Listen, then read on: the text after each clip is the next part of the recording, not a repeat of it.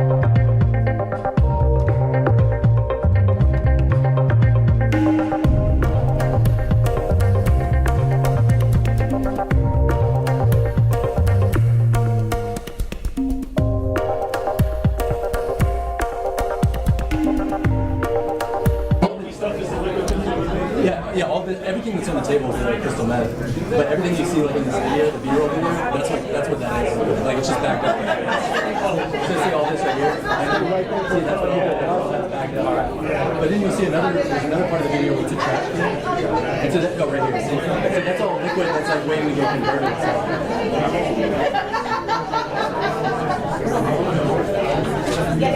Solo se está, de acuerdo, desde el edificio federal de La Vega. En estos momentos se está realizando una conferencia de prensa en la que se está anunciando el arresto de varios disparos involucrados en el tráfico de drogas, especialmente metanfetaminas y otras drogas.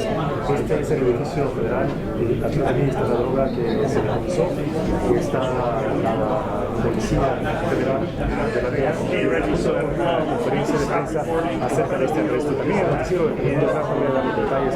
Voy a darle vuelta a la cámara para que puedan tener un poco más de cerca las imágenes de este decomiso, de esta gran cantidad de metanfetamina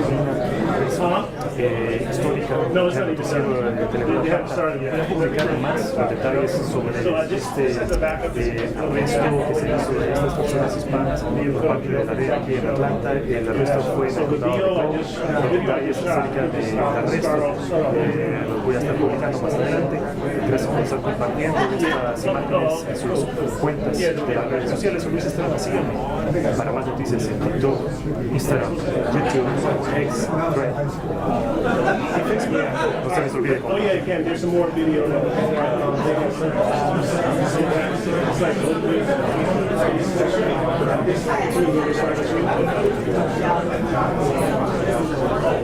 Allow yourself to me. I think it might be alright. You see it? Okay, cool. It's a good video. They got liquid. Yeah, liquid meth. We call it meth oil. Recorder. Dave, I mean Kev. Kev stories about it. So yeah, so you see liquid, crystal meth, and then you see all this crystal meth. All right, we're going to start in just a minute. They're on their way. Okay, cool. Thanks.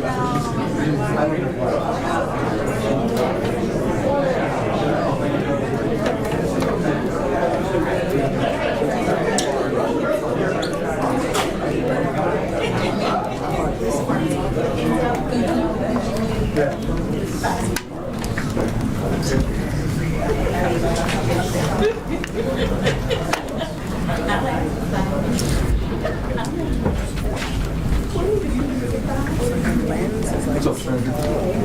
Oh yeah.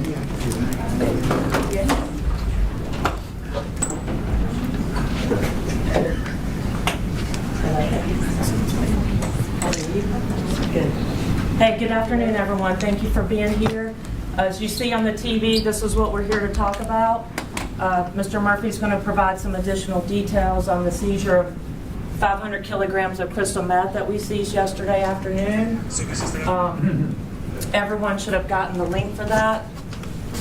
If you didn't, please let me know after the press conference and we'll get that to you.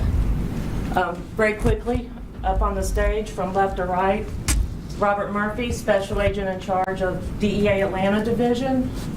Jay Chung, Deputy Special Agent in charge of the DEA Atlanta Division. Mark Vinisevich. Thank you, Vinisevich. He is the Deputy Chief from the Smyrna Police Department. Meredith Holt, Lieutenant from the Smyrna Police Department.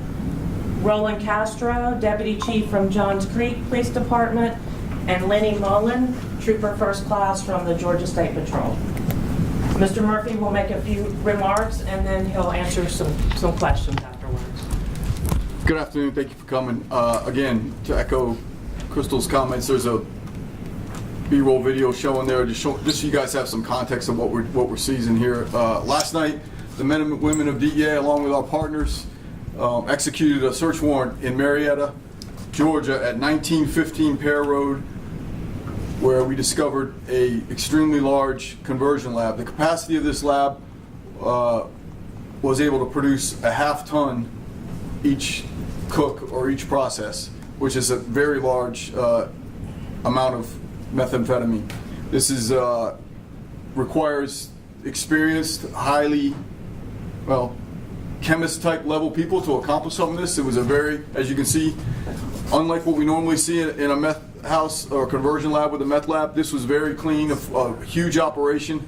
We seized 160 kilos of finished meth, 85 gallons of meth oil, which had the capacity to produce another 340 kilos of meth, is what our lab estimates. So there were, in total, there was over 500 kilos of meth seized out of this house,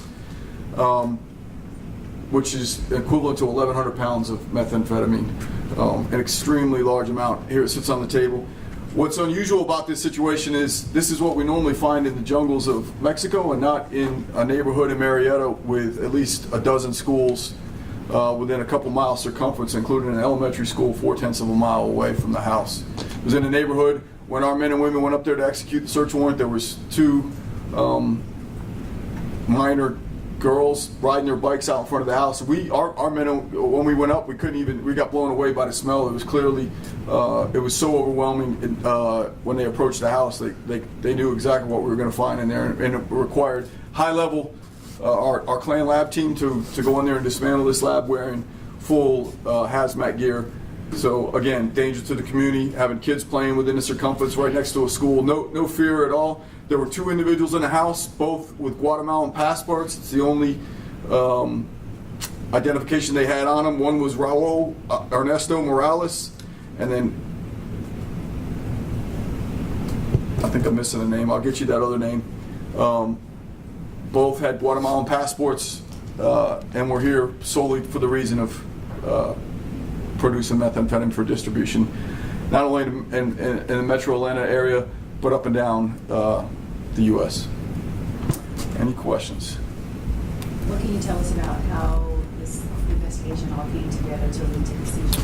Yeah, we received information that we were able to develop, and it led us to this address. It's an ongoing. It's obviously a major level cartel. We have identified the cartel. We're not willing to talk about it this time because it's an ongoing investigation. Significant. This is most of you were here not even a month or two ago when we hit a very similar one with, I think we had over 2,000 pounds in that one. So again, what this demonstrates the importance of Atlanta, the Atlanta area, to the cartels and their operating. We continue. There's an abundance of surplus of methamphetamine available. What this is interesting to me, as from an investigative side, we clearly are making a dent in the chemists that they're willing to send over, because these two individuals from Guatemala, even though they're associated with a cartel, they came from Guatemala and not from Mexico. So we might hopefully be making a dent in the capacity of the people that they can keep sending to do this. But again, I think it just shows you the importance of, or the significance of Atlanta in the meth trafficking trade here. Smyrna PD, can you guys talk about the impact in the neighborhood there and that sort of thing? So, to answer your question, we believe in this partnership that we have here with the DEA and our federal partners, so that they can come and address these issues that are in our neighborhoods. So we are in full support of everything that this agency has been doing. We provide manpower for them so that they can continue to do the good work that they're doing. Is that neighborhood a good neighborhood, or are you getting a lot of calls there before this happened? So that neighborhood is in Marietta. It's not in our city. It's close to our city. So we also participate in the MCS Joint Task Force, and so we have agents that work smaller cases in our neighborhoods, and then if it gets bigger, then we pass it along to our partners here. What's the address again? Yeah, I'll give it to you. The address one more time is 1915 Pair, P-A-I-R, Road in Marietta. Could you describe the neighborhood? It's a, I would say, semi-rural, big houses, big open lots, a residential neighborhood. And again, there was I think 4/10 of a mile elementary school. There's probably a dozen schools within a couple mile radius of the residence. It's a regular neighborhood in Marietta.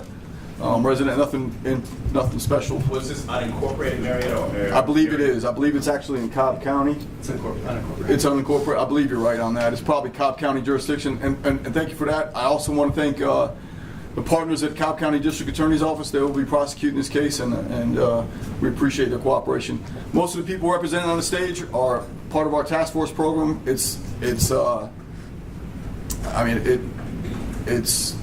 key to our success. We don't have the manpower, the expertise they bring, knowing the local areas, helps our men and women be more productive in what we're doing. Can't tell you we wouldn't be successful without these partners. Partners, they all participate with us on our task force. And again, another example of what we can accomplish when we pool resources and fight organizations that out-resource us, out-weapon us, out-money us, and don't follow a set of rules and are willing to dump poison in our communities. Talk about how this is a lot of meth. It's a lot of and meth. how it puts a dent in what they're trying to do. It does, but I'm not going to tell you we're not going to be here in a month from now talking about something similar. I mean, it's just how it's strategic. Unfortunately, there's no prohibition of getting meth into Mexico where they could cook all this stuff and then send it. This came across the border in a liquid form.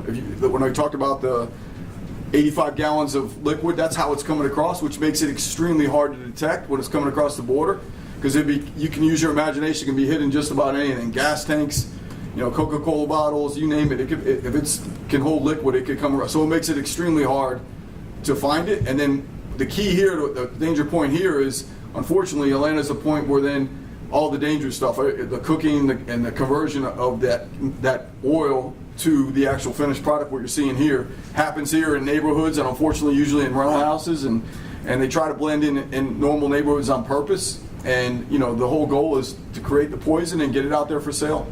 What could that have done if it had blown up? I mean, that's a life of misery for a lot of people. That addiction to meth is, I mean, we've all seen the pictures. It doesn't take long for, beautiful people to not look so beautiful after they get on meth. It doesn't take long. Completely starts to, impact them, and pretty much people can't function with it. What makes this so insidious is it's dirt cheap.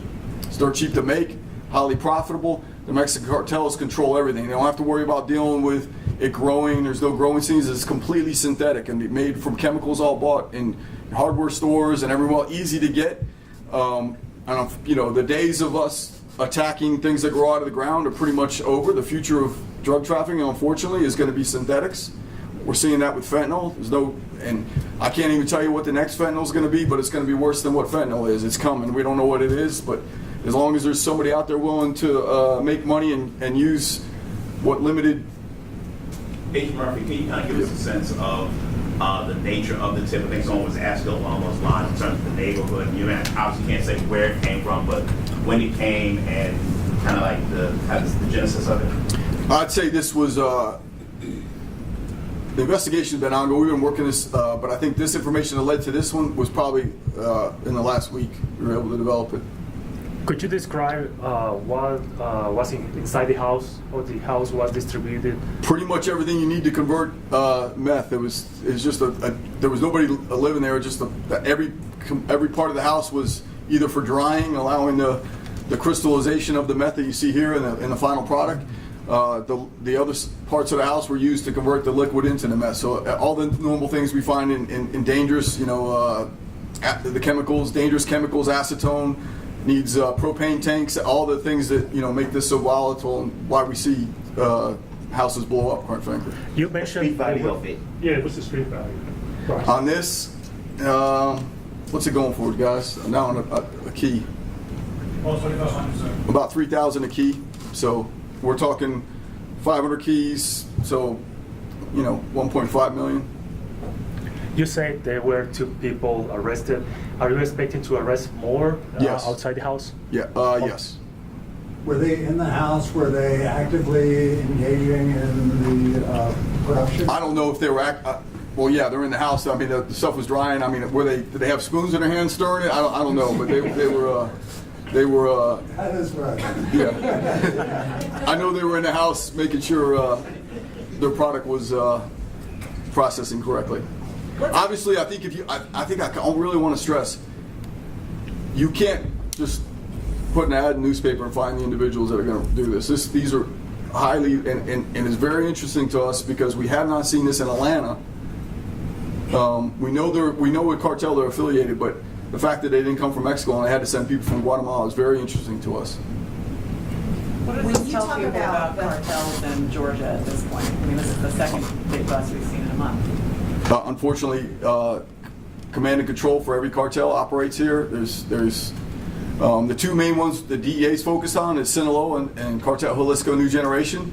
But unfortunately, La Familia, which used to pretty much run Atlanta, has reconstituted itself and has made a major impact. And then the Gulf Cartel, all of them have command and control.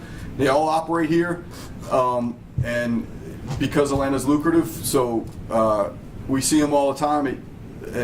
They tried to, luckily, they're trying to keep it business related. They're not warring with themselves here. What happens over in Mexico is a totally different story, but luckily we're not seeing the warring here. We're seeing pure business operations here. Do you know the legal status for those Guatemalans?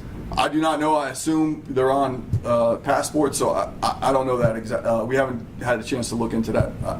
I don't know the answer to that. You say that it's lucrative because it has because there's so many customers here who want to buy this?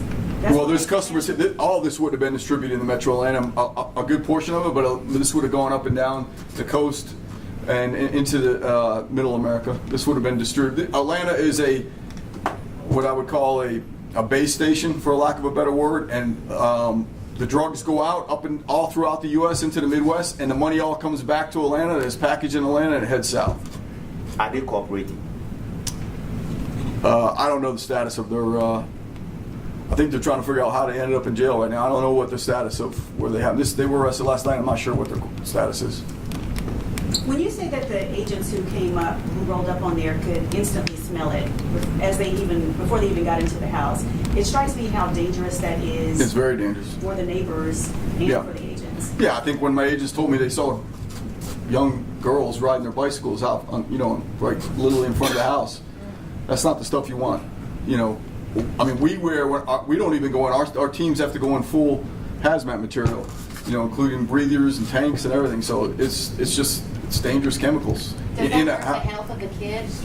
No, I'm not worried. I don't think it was that. I think it's just, public safety's our number one thing. I mean, we clearly don't want a house that the size of what we figured out was going on in there. We don't want that to be to continue because there's a lot of things can happen. So the house could blow up. It could be, whatever. There's a lot of dangers. We're just trying to make sure we eliminate when we run around something this size. Thankfully, we don't find these. Well, unfortunately, we're finding them too often here in Atlanta now. Can you talk about the health of the agents after all of the years of making these seizures? Yeah, it's funny you mentioned that. I see these guys laughing. Every year they have to go get tested, have to get a physical. That are on this team. It's a specialized team, specialized training, specialized equipment. They have to maintain physicals, and there's a high turnover rate. Let's just put it that way. Hard on the body. Yeah, it's hard. Yeah. Could you repeat their names if you have those? I only have one. Do you have the other one? I don't think I want to talk about this person, but I want to talk about the two.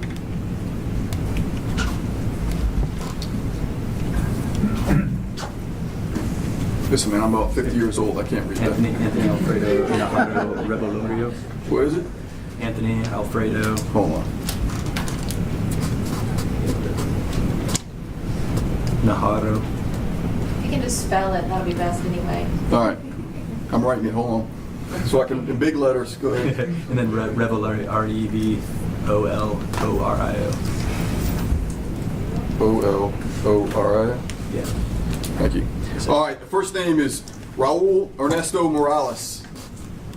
Raul, common spelling, Ernesto, common spelling, Morales with an S at the end. Anybody need that spelled out? The next one, Anthony Alfredo Naranjo. Did I get that? Najarro. Najarro. N-A-J-A-R-O. R-R-O. R-R-O, sorry. Revoluorio. R-E-V-O-L-O-R-I-O.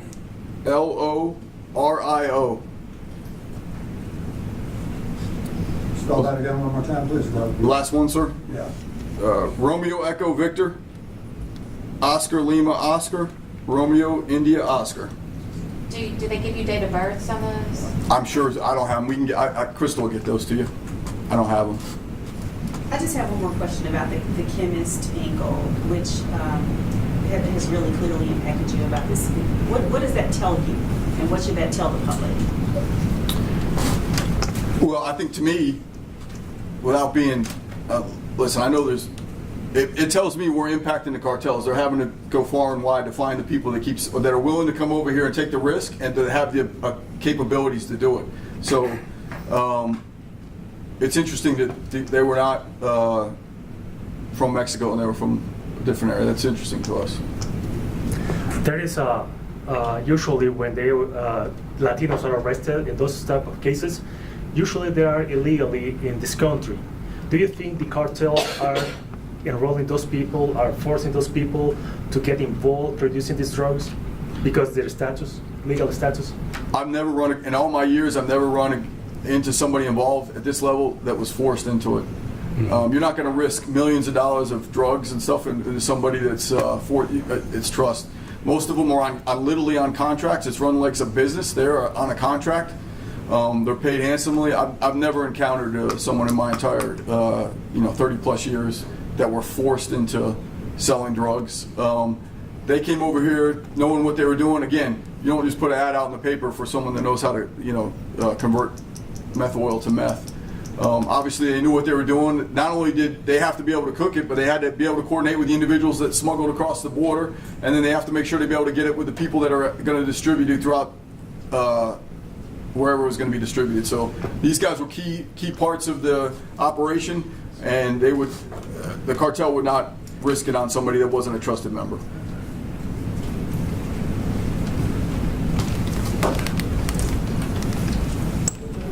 Thank you. Thank you. Thank you guys.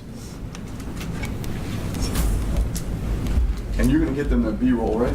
Yes.